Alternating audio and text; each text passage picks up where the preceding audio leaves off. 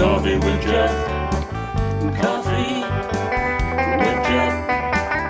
Coffee with Jeff. Well, hello, how are you? My name is Jeff. I'm so glad you could be with me today.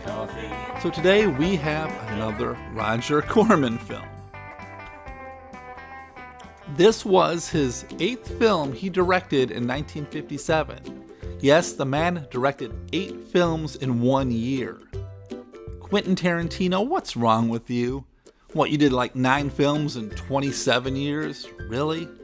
Anyway, here's something too. John Carpenter, the legendary director, lists this film on his top 27 guilty pleasure films of all time. This and 2 others were Attack of the Crab Monster, and one of my favorites, The Giant Claw. But you know, I hate that term, guilty pleasure. You know, if something gives you pleasure, you should never feel guilty about it, as long as you're not hurting anybody else, that is. If films could be guilty pleasures, half the films in my collection would be guilty pleasures, and I don't feel guilty watching any of them.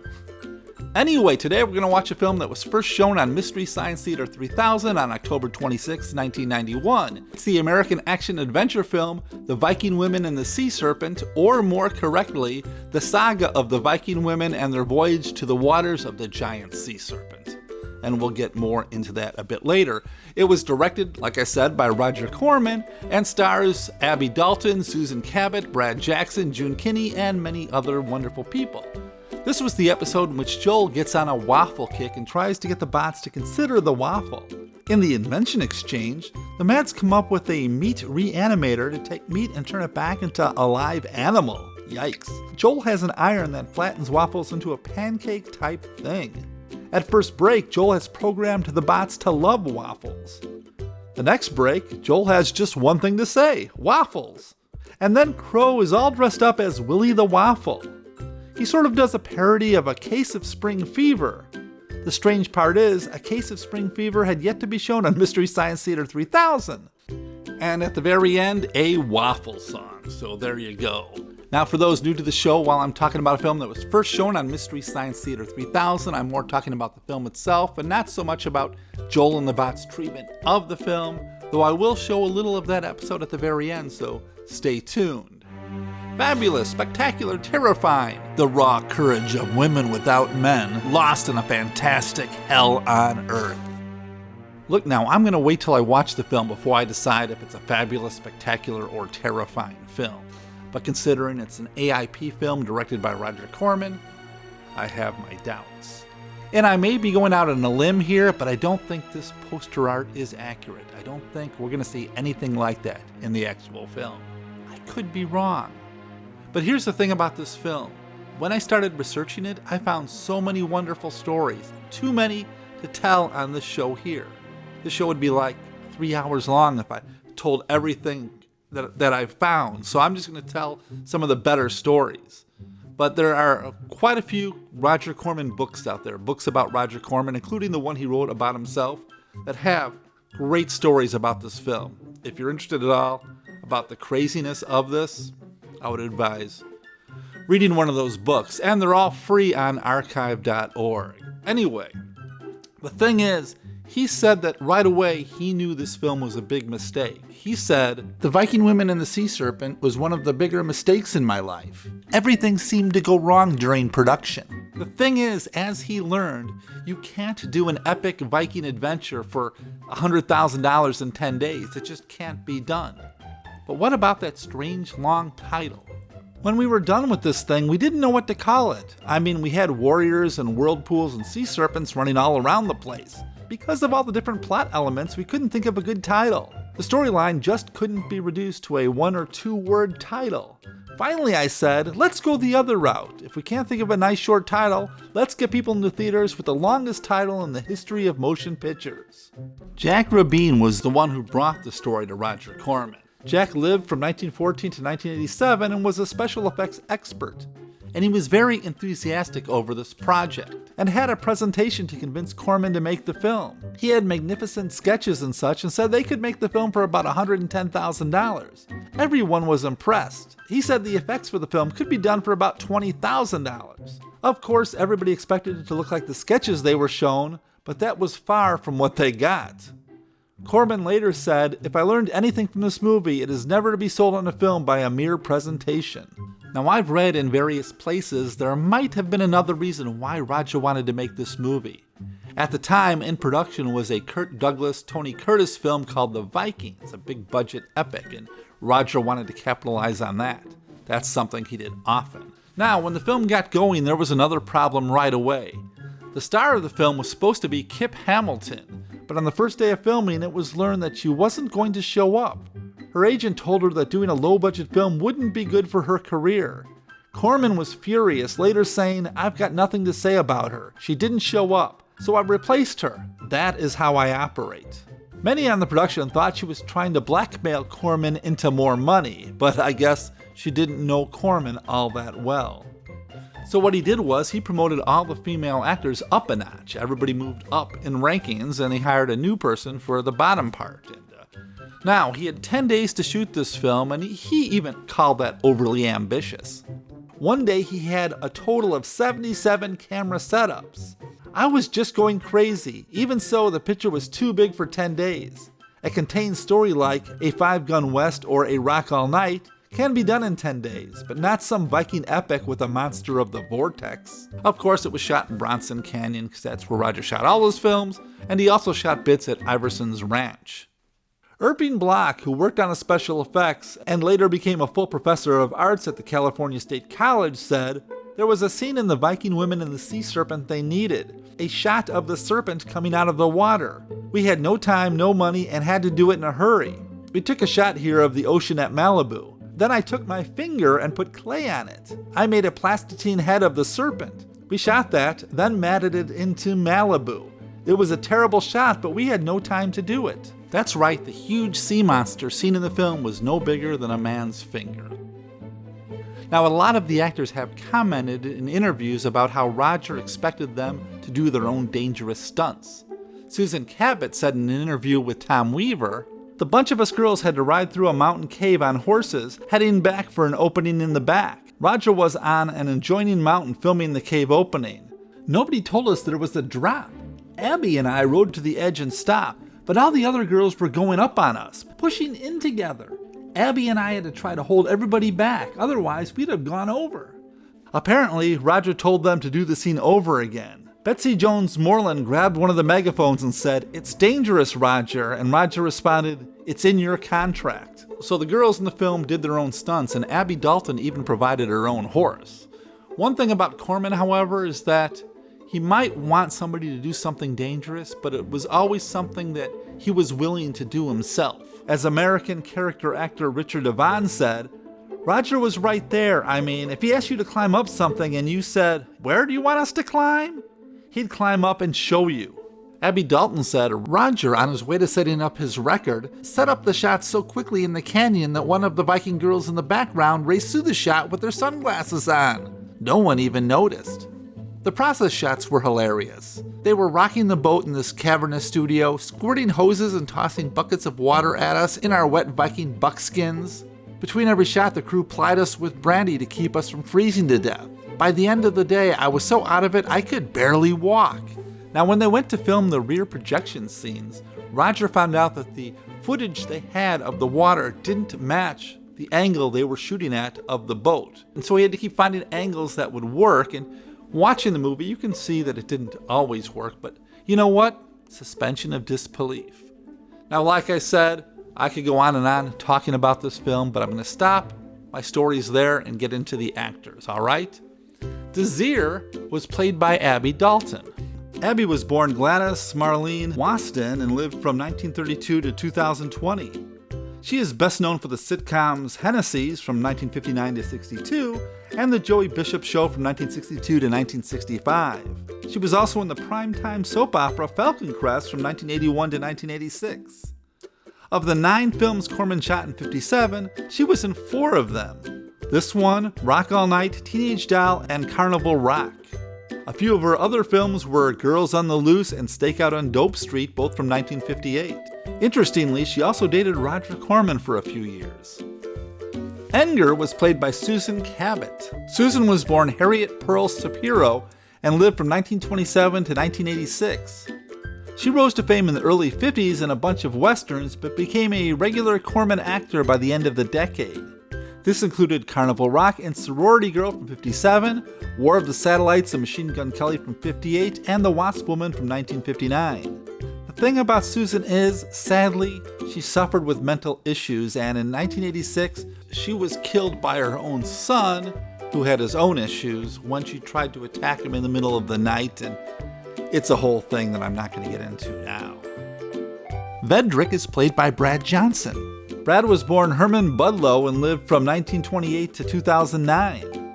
His acting career began after he was in the military. It was a short film career with a few films and a handful of TV appearances. June Kenney plays Asmild.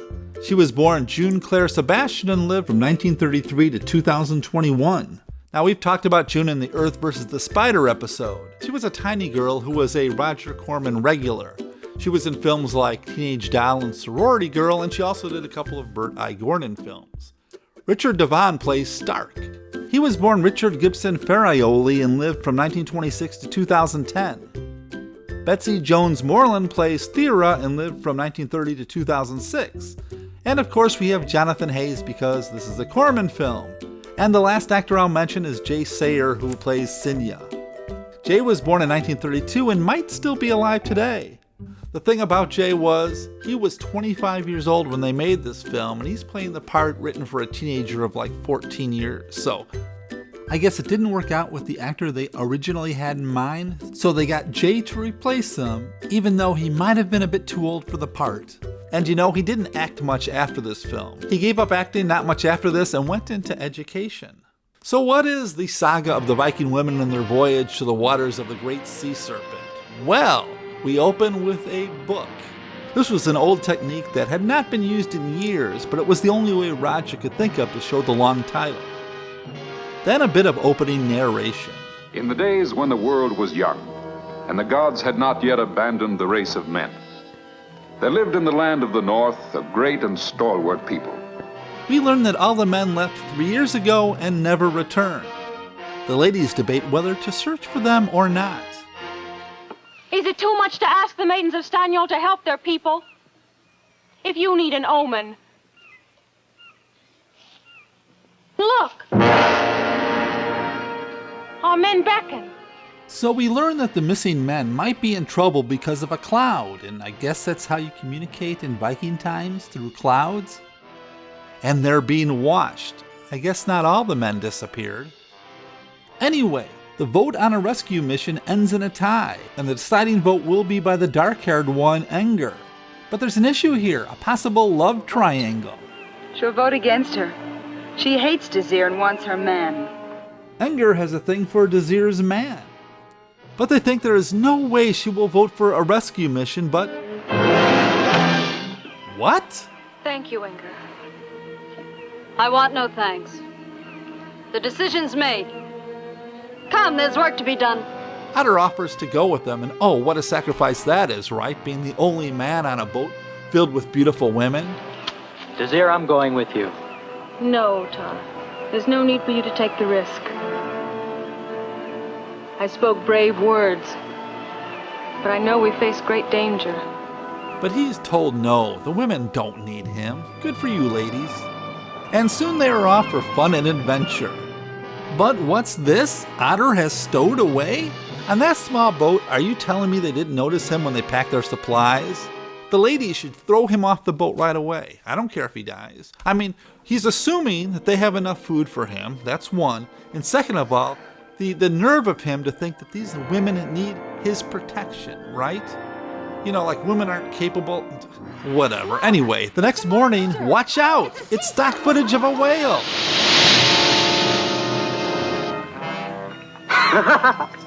Women, you'd think they never saw a whale before. Wait, I thought Otter was hiding. Did we miss something? When did they find him? Uh-oh, Enger attempts to kill Desir. And all that over a man, I assume. And they sail for a bit before they run into the monster of the vortex. Let's get out of here. Man the oars! Trim that sail!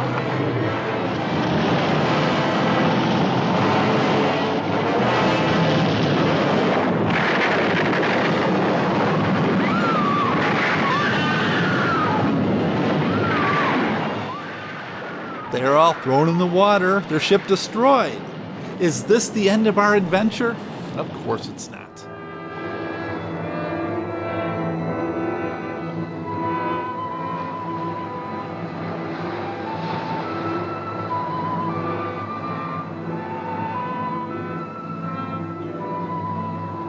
They wash up on shore and they're surrounded by men. Who are they?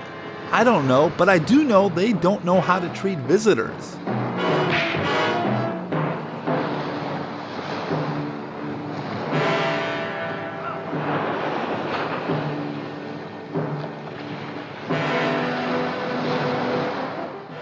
So they are violently led to a great building, and they meet this guy, Stark, the leader of the Grimwalds.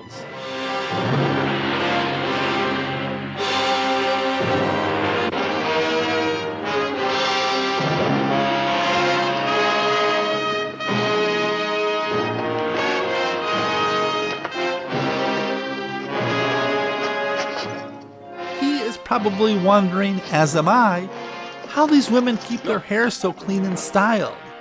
Did the Viking women bring conditioner and blow dryers or what?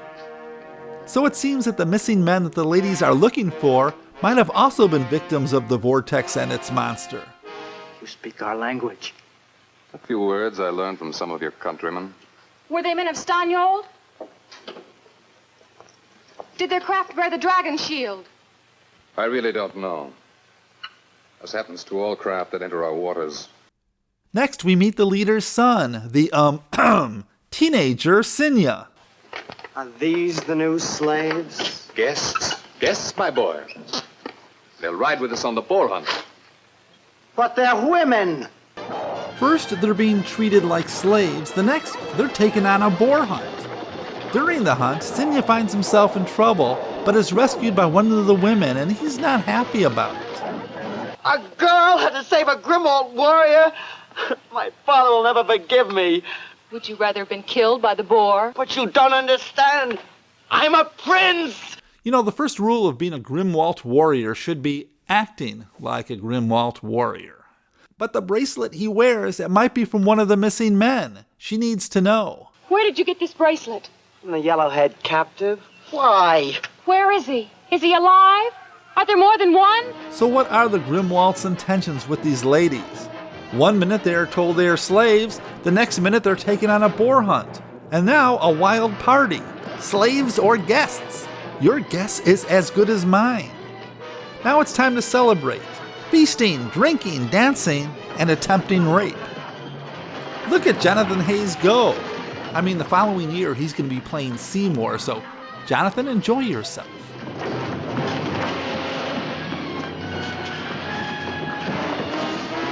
Soon, however, they are brought into the dungeon, so maybe they are back to being slaves. There the men are, and that's what being a slave is all about. Oh, Bedry. Desir, are you real? Or only a dream? Yeoman. Slave.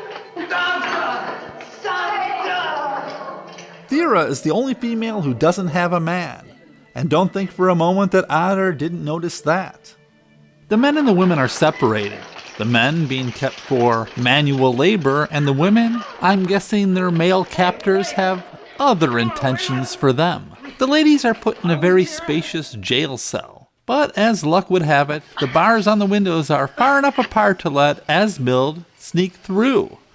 When they are brought food, a fight breaks out, and that gives Enger a chance to escape. You know, the leaders of Grimwald might want to rethink their prison system. What do we have here? A guard sleeping on duty?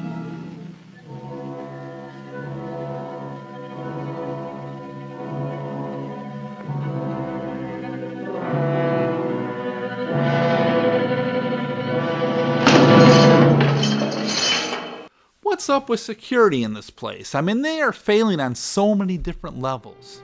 So with Asmild's help, the men escape. But the Grimwald army was waiting. Why are the other women there? Are their scenes missing? But it does seem the dark-haired one was a traitor. She betrayed her own people over a man. Can you believe it? So to make a long story short, Verdict refuses Enger's advances, so she orders his and Desire's death. Kill them. Kill them both. I want to see them die. And so it's burning at the stake time. Only one needs to die. I wonder which one it'll be. One of you will come out of the fiery choice alive.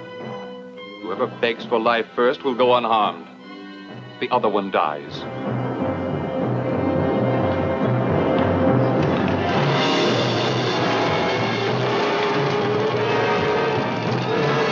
Oh, it's horrible. I don't see what the problem is. Those fires are at least 7 feet in front of them, so. And suddenly, Anger has a change of heart. Release them. If they are meant to be together, it's a sin to let them die. You change rapidly, Dark One. And now we go into whose god is the real god. Great Thor, god of the thunderbolt, listen to thy priestess.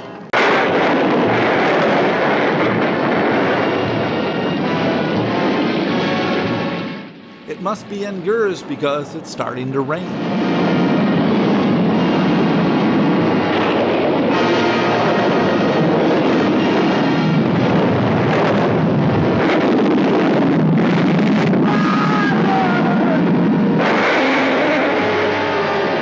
Thank you, we all appreciate that. As you might guess, Stark is a little upset. He decides to take it out on Vendrick. The two fight for a while, but Vendrick gets the upper hand, but because he's a good guy, he lets Stark go. I have no desire to kill you, Stark.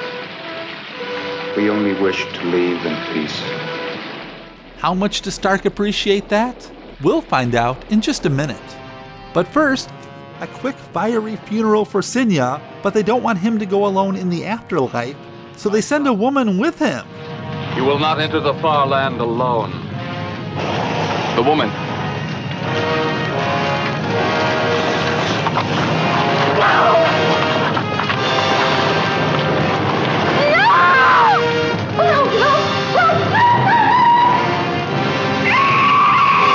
Crazy, I know, but that woman was the only character I cared about. I mean, she was just there to show her respect for the son of the leader who died in battle, and next thing she knows, she's being thrown into a fire and being burned alive. Your death will be avenged.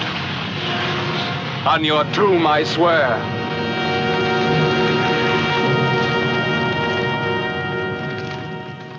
Okay, let me get this straight. The king and all the Grimwald men were there with the Viking people, but left to give Stark's son a funeral.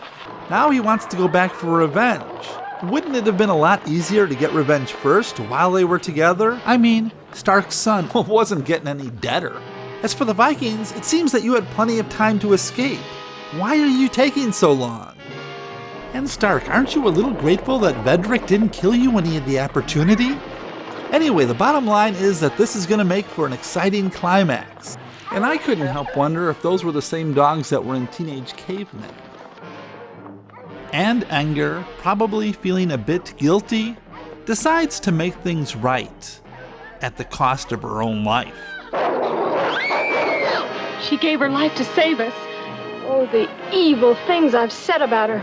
Chase scenes are great for filling time, are they not? And a boat laying there by the beach. What a stroke of luck. A fight. I think that's Otter, but I don't know who the other dude is.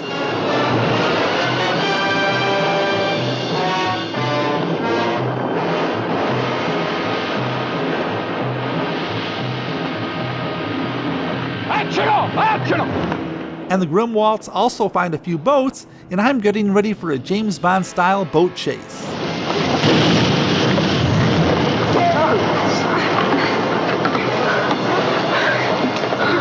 Of all the Vikings. Look, Thera, you're in big danger right now. Save the flirting until later, if there is a later. But if the Vikings have any chance to return home, they'll need to get by the Vortex monster. And with some remarkable throwing of a sword by Vedrick, they just might have a chance. And the hand puppet, the beast of the Vortex, gets Stark and his men before it dies, I guess.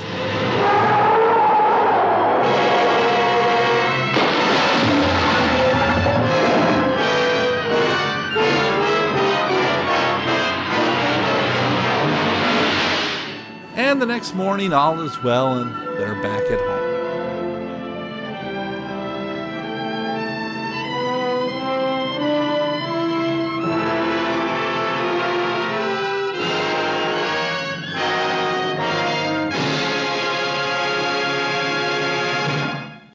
Now, when I was researching this film, I came across a newspaper article that I thought was pretty funny. I thought I'd read it to you now. Excuse please. Last week in the Thomasville Theater movie news, we listed Saturday's show as The Viking Women and the Sex Serpent. It should have been Viking Women and the Sea Serpent. Inasmuch as this was the first mistake we have ever made, typographical or otherwise, we are glad to make the correction. The theater manager reported a full but highly disappointed house. Earl Tucker, Thomasville 66 News. Now, the music, of course, was done by Albert Glasser because, well, this is a Corman film, and I think it's fantastic, but it always is with Albert Glasser, right? In fact, I think this film was wonderful. I mean, for a film that was shot in 10 days for very little money, I think it came off quite well. Besides Jay Sayer, whose acting was a bit questionable, I think all the acting was really good. Everybody put their heart and souls into their performance for a film that perhaps didn't deserve it, right? And it's obvious that a film like this needed a larger budget to do right, but I think Corman knows how to get the most out of every penny he has, and it shows here. You know, and even though that the vortex monster scenes were cheaply done, I was impressed. Yeah, you can tell that they're rear projected and all that, but, you know, I think they came off quite effective. And again, suspension of disbelief.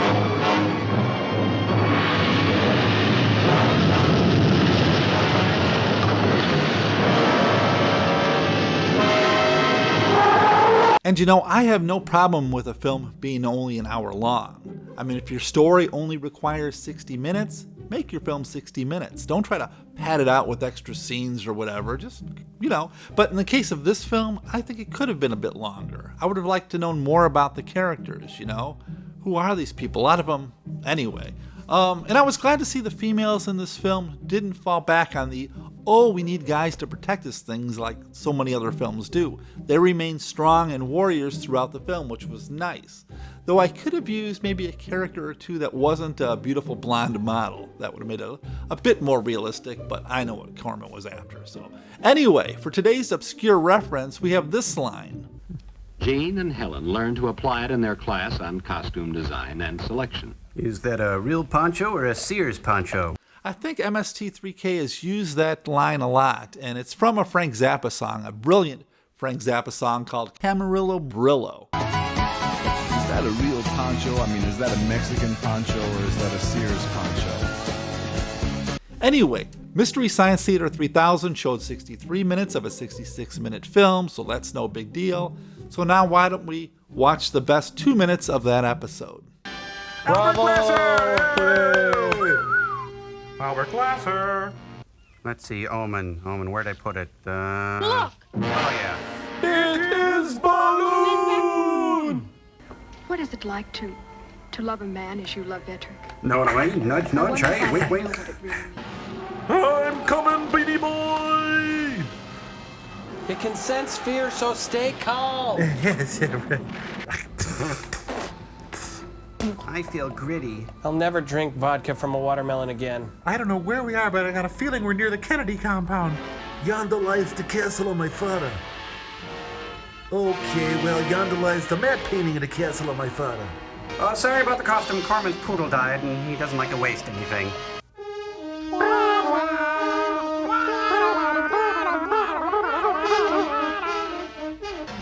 Oh, how appropriate, a boar in a Corman film. Oh, come on, Delta Burke could fit through that window. Roger, this is God. Pick up the pace. I'm a woman now, Vetric. I know. I'm the god of hellfire! I'm Spunky, the warrior boy! Ha! Who's that? Come here, you nasty old god. I'll harm you! Ooh. Oh, the pain! Ah, cripes. I'm gonna need a new son now. Yummy, yummy, a dig a boy full. Oh, you catch 'em, a big flavor. Oceans of energy. Hey up. And the film, get it off the screen. Hurry, all off the screen. I'm dead. Good night. May God bless. I cannot stay, I must be going. Hate to eat and run. Well, thank you for watching. I really appreciate it. And I hope you enjoyed my Elijah Cook Jr. documentary last week.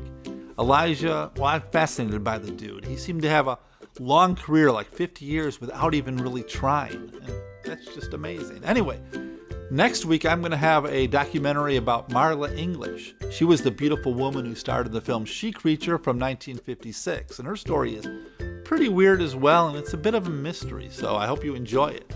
Now, if you know of any actors who could use a 10-minute documentary, please let me know. You can put it in the show notes below, or you can email me at coffeewithjeff@gmail.com. There's a person right now, Amanda, who's been emailing me with a bunch of suggestions, and I really appreciate it, Amanda, even though I don't think I've got back to you after your last email, but I will get back to everybody eventually. So sometime with the holidays, it got hectic and whatnot. So in 2 weeks, I'll be doing the film War of the Colossal Beast, another Burt I. Gordon classic, and we're going to try to figure out why none of the original actors came back for the sequel. Anyway, until then, this is Jeff saying take care, stay healthy, and I'll see you when I see you.